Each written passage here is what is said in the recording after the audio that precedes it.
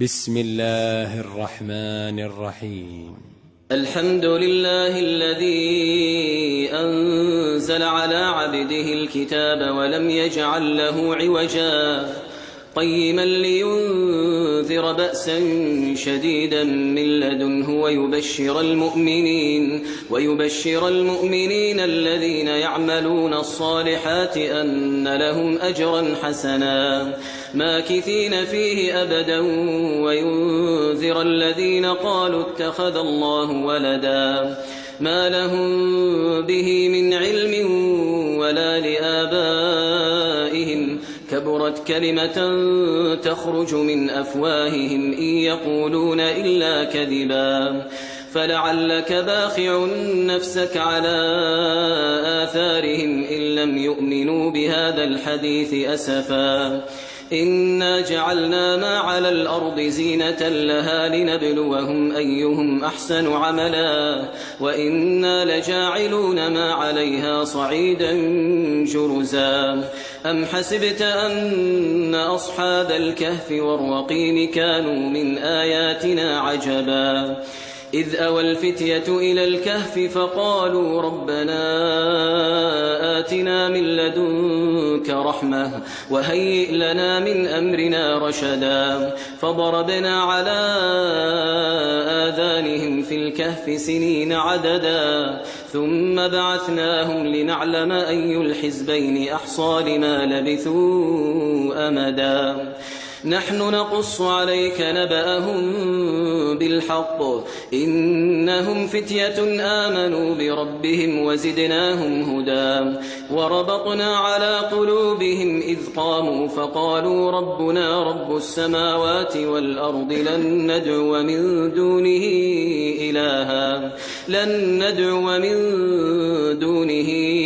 إلها لقد قلنا إذا شططا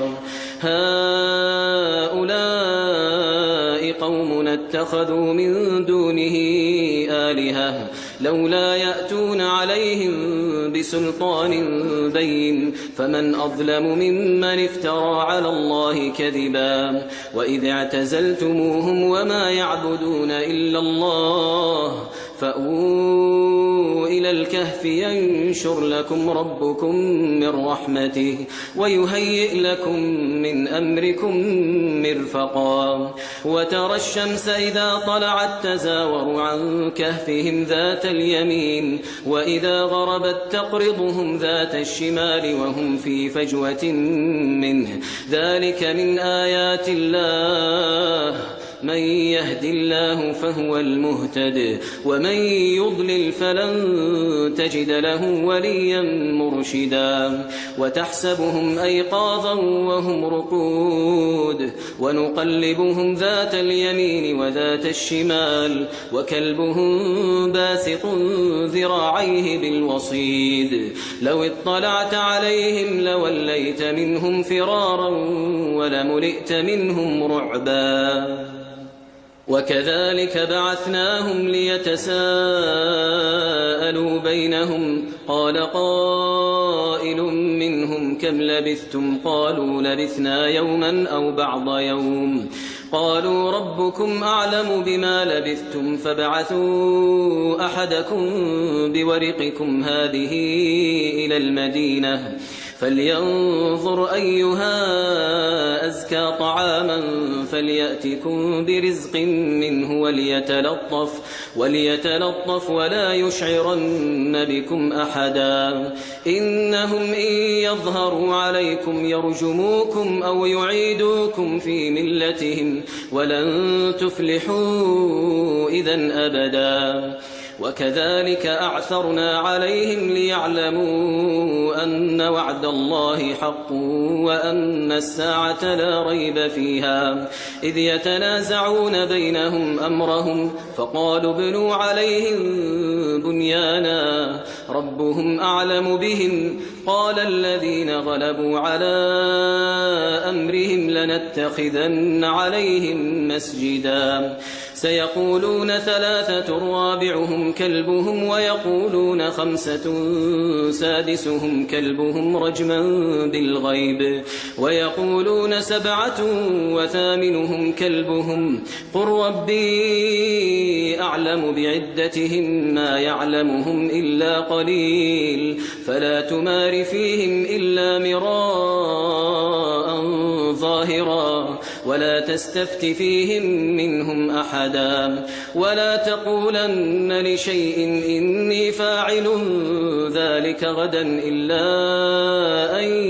يشاء الله واذكر ربك إذا نسيت وقل عسى أن يهديني ربي لأقرب من هذا رشدا ولبثوا في كهفهم 300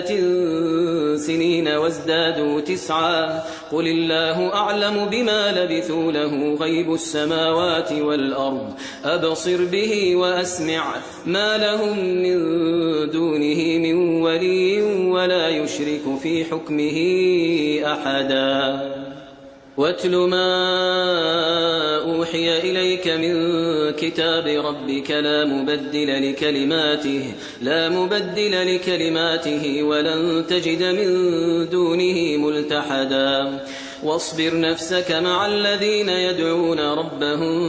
بالغداة والعشي يريدون وجهه ولا تعد عيناك عنهم تريد زينة الحياة الدنيا ولا تطع من أغفلنا قلبه عن ذكرنا واتبع هواه وكان أمره فرطا وقل الحق من ربكم فمن شاء فليؤمن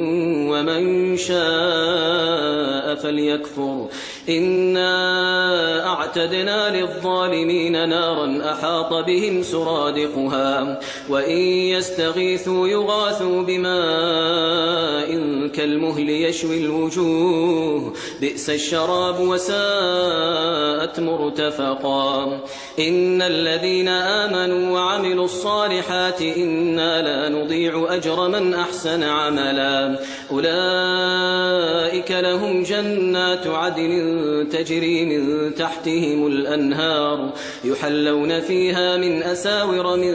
ذهب ويلبسون ثيابا خضرا من سندس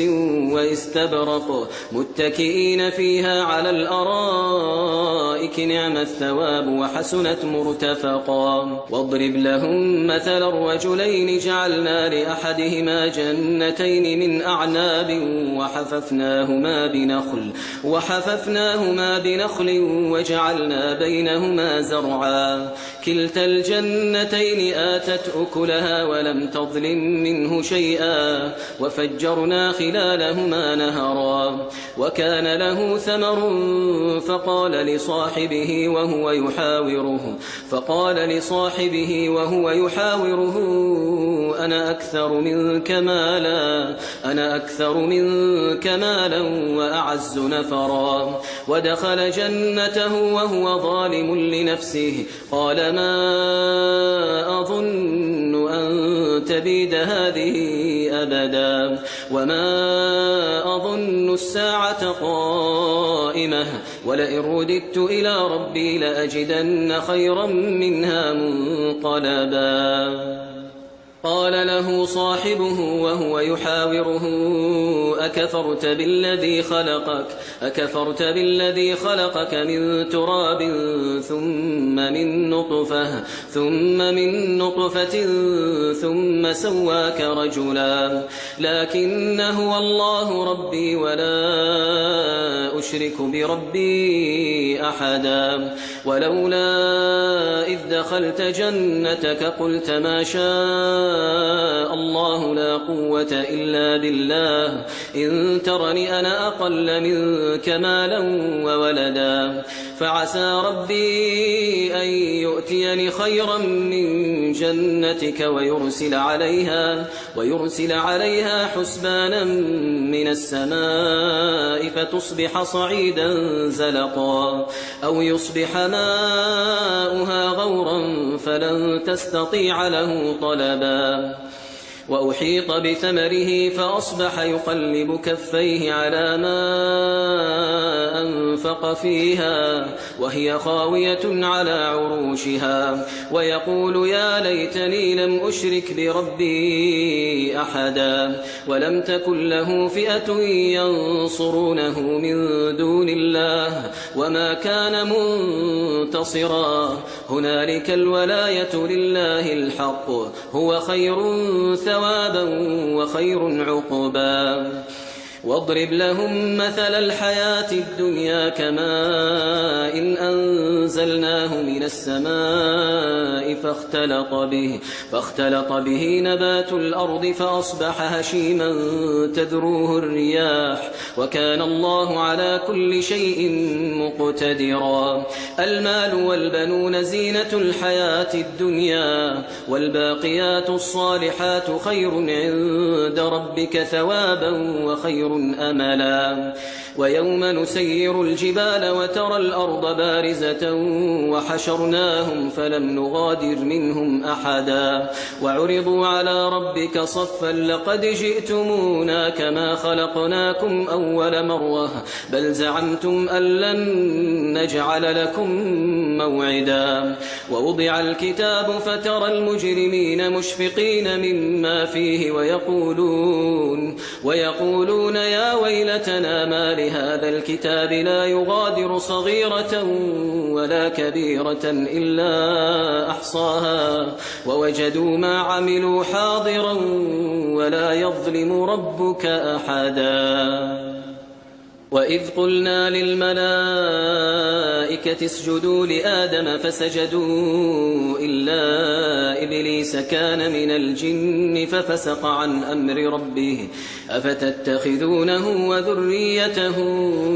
أولياء من دوني وهم لكم عدو بئس للظالمين بدلا ما أشهدتهم خلق السماوات والأرض ولا خلق أنفسهم وما كنت متخذ المضلين عضدا ويوم يقول نادوا شركائي الذين زعمتم فدعوهم فلم يستجيبوا لهم وجعلنا بينهم موبقا ورأى المجرمون النار فظنوا أنهم مواقعوها ولم يجدوا عنها مصرفا ولقد صرفنا في هذا القرآن للناس من كل مثل وكان الإنسان أكثر شيء جدلا وما منع الناس أن يؤمنوا إذ جاءهم الهدى ويستغفروا ربهم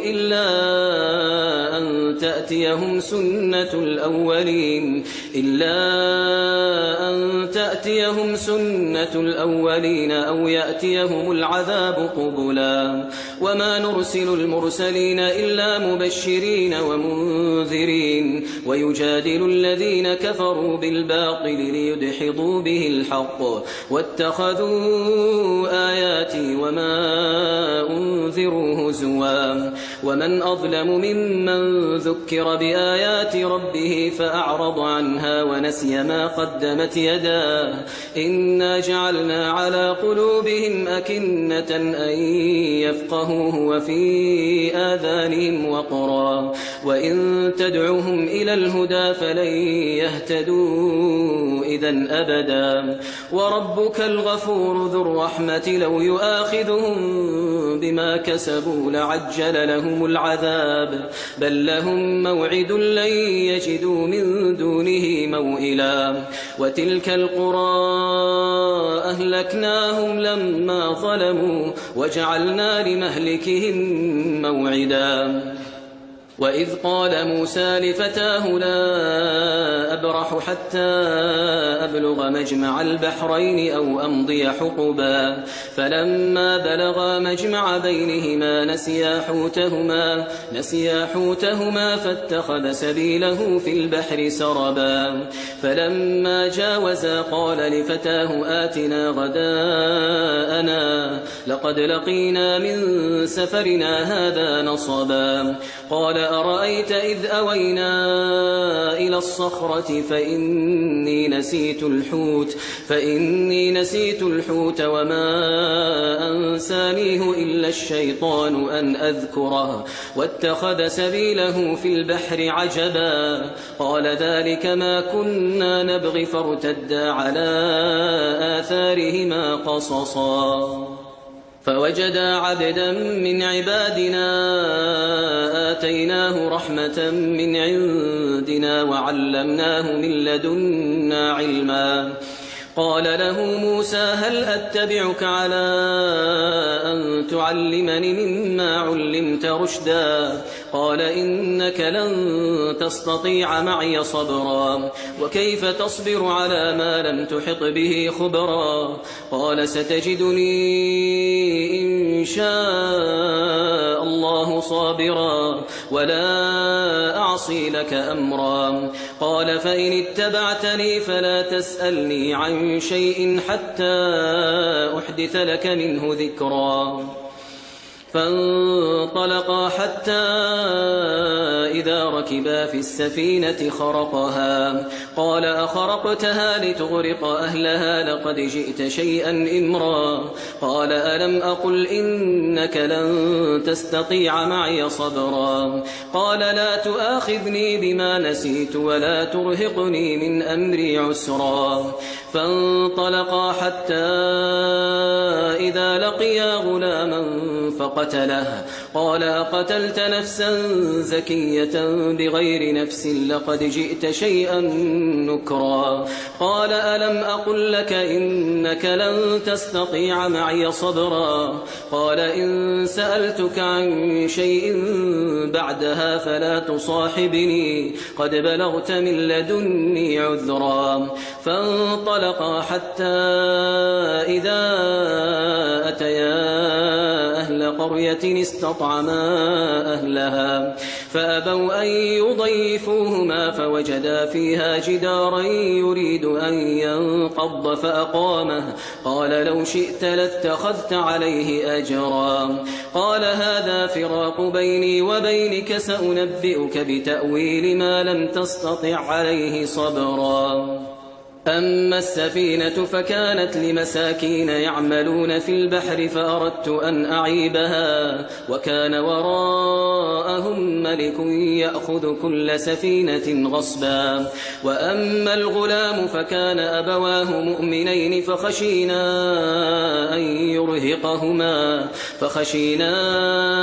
أن يرهقهما طغيانا وكفرا فأردنا أن يبدلهما ربهما خيرا منه زكاة وأقرب رحما وأما الجدار فكان لغلامين يتيمين في المدينة وكان تحته كنز لهما وكان أبوهما صالحا فأراد ربك أن يبلغا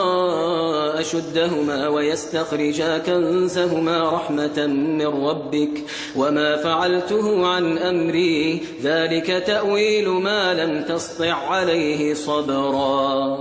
ويسألونك عن ذي القرنين قل سأتلو عليكم منه ذكرا إنا مكنا له في الأرض وآتيناه من كل شيء سببا فأتبع سببا حتى إذا بلغ مغرب الشمس وجدها تغرب في عين حمئة ووجد عندها قوما قلنا يا ذا القرنين إما أن تعذب وإما أن تتخذ فيهم حسنا قال أما من ظلم فسوف نعذبه ثم يرد إلى ربه فيعذبه عذابا نكرا وأما من آمن وعمل صالحا فله جزاء الحسنى وسنقول له من أمرنا يسرا ثم أتبع سببا حتى إذا بلغ مطلع الشمس وجدها تطلع على قوم لم نجعل لهم من دونها سترا كذلك وقد أحطنا بما لديه خبرا ثم أتبع سببا حتى إذا بلغ بين السدين وجد من دونهما قوما لا يكادون يفقهون قولا قالوا يا ذا القرنين إن يأجوج ومأجوج مفسدون في الأرض فهل نجعل لك خرجا على أن تجعل بيننا وبينهم سدا قال ما مكني فيه ربي خير فأعينوني بقوة أجعل بينكم وبينهم ردما آتوني زبر الحديد حتى إذا ساوى بين الصدفين قال انفخوا حتى إذا جعله نارا قال آتوني أفرغ عليه قطرا فما استطاعوا أن يظهروه وما استطاعوا له نقبا قال هذا رحمة من ربي فإذا جاء وعد ربي جعله دكاء وكان وعد ربي حقا وتركنا بعضهم يومئذ يموج في بعض ونفخ في الصور فجمعناهم جمعا وعرضنا جهنم يومئذ للكافرين عرضا الذين كانت أعينهم في غطاء عن ذكري وكانوا لا يستطيعون سمعا أفحسب الذين كفروا أن يتخذوا عبادي من دوني أولياء إنا أعتدنا جهنم للكافرين نزلا قل هل ننبئكم بالأخسرين أعمالا الذين ضل سعيهم في الحياة الدنيا وهم يحسبون أنهم يحسنون صنعا أولئك الذين كفروا بآيات ربهم ولقائه فحبطت أعمالهم فلا نقيم لهم يوم القيامة وزنا ذلك جزاؤهم جهنم بما كفروا واتخذوا آياتي ورسلي هزوا إن الذين آمنوا وعملوا الصالحات كانت لهم جنات الفردوس نزلا خالدين فيها لا يبغون عنها حولا قل لو كان البحر مدادا لكلمات ربي لنفد البحر قبل أن تنفد كلمات ربي ولو جئنا بمثله مددا قل إنما أنا بشر مثلكم يوحى إلي أنما إلهكم إله واحد فمن كان يرجو لقاء ربه فليعمل عملا صالحا ولا يشرك بعبادة ربه أحدا